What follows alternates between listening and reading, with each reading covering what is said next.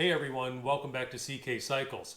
In this episode, I'm going to be installing the ignition timing hardware onto the CL125 engine. And these are the components that are going to be involved in this process. But before I can get these installed back on the engine, I need to clean them up and do a little work to them.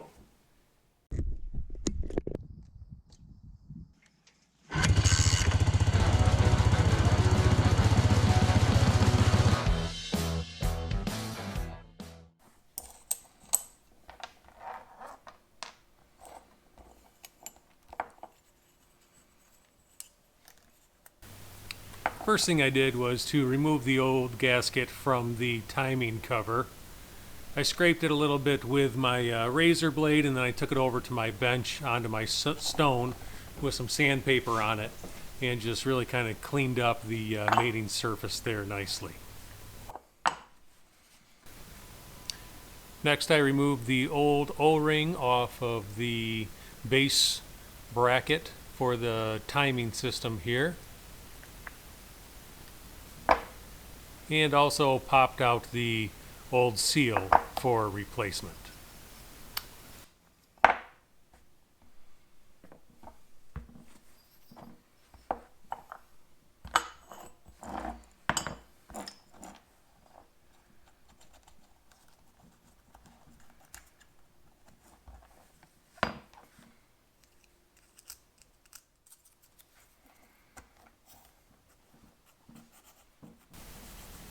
I spent a little time cleaning up the points with some sandpaper, and then afterwards sprayed it out with some solvent to make sure that those points were absolutely clean.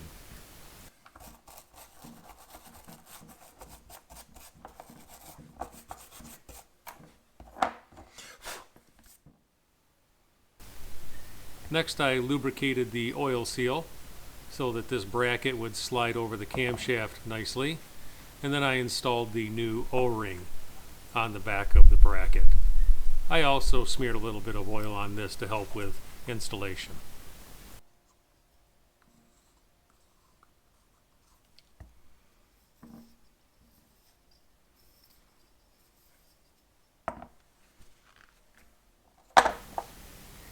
Here I'm adding just a little bit of oil to the sponge that rides on the timing shaft that the points index off of.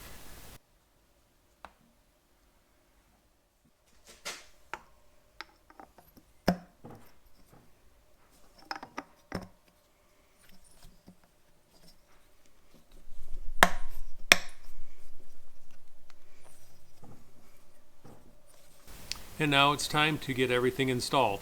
I started out with the base mounting bracket here and spun the engine over just to make sure that the oil seal seated nicely on the camshaft and it didn't look like there was any issues.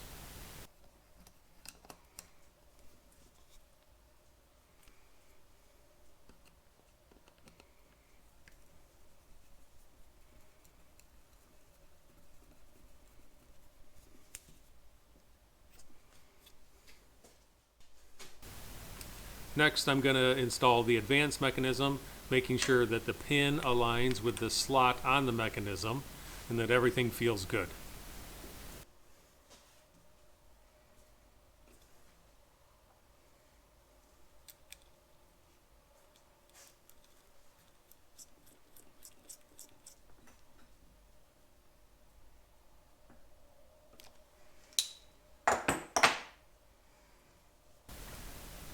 Now it's time for points plate installation.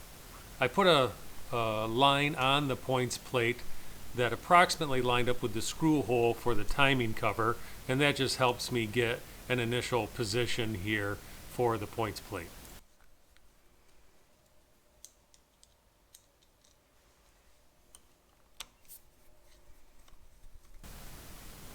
In the next section of the video, I'm going to show you both the zero mark and the black line that I put on the points plate when I disassembled the engine. Now, it doesn't look like that the black line aligns with the screw hole for the cover any longer. So maybe this bike was out of time when I initially took it apart. I decided that I'm going to set it at the zero mark, which I believe is the stock initial setting that the points plate should be at to start to get this bike in time.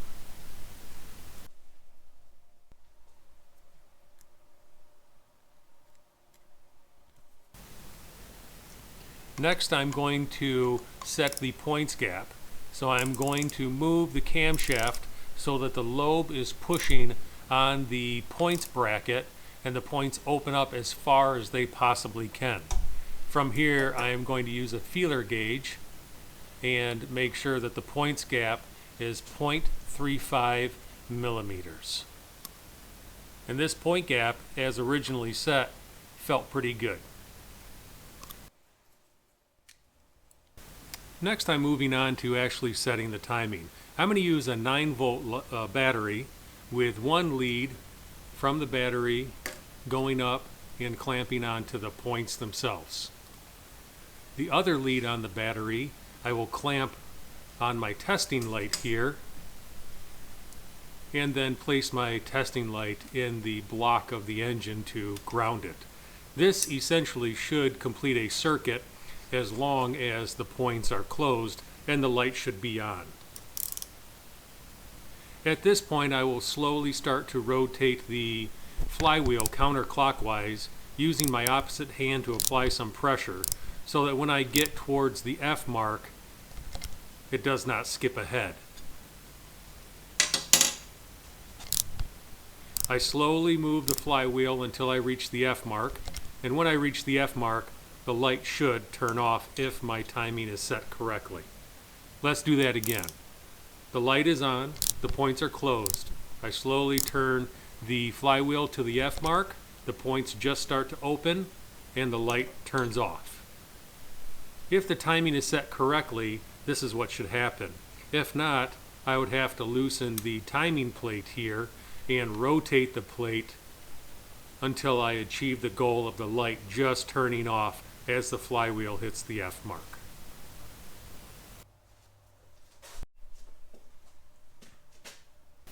From here, I'm getting ready to complete the job. I'm going to verify that the screws holding the timing plate are secure, along with the screws holding the points in place are secure as well. I will finish off by replacing the cover with a fresh gasket.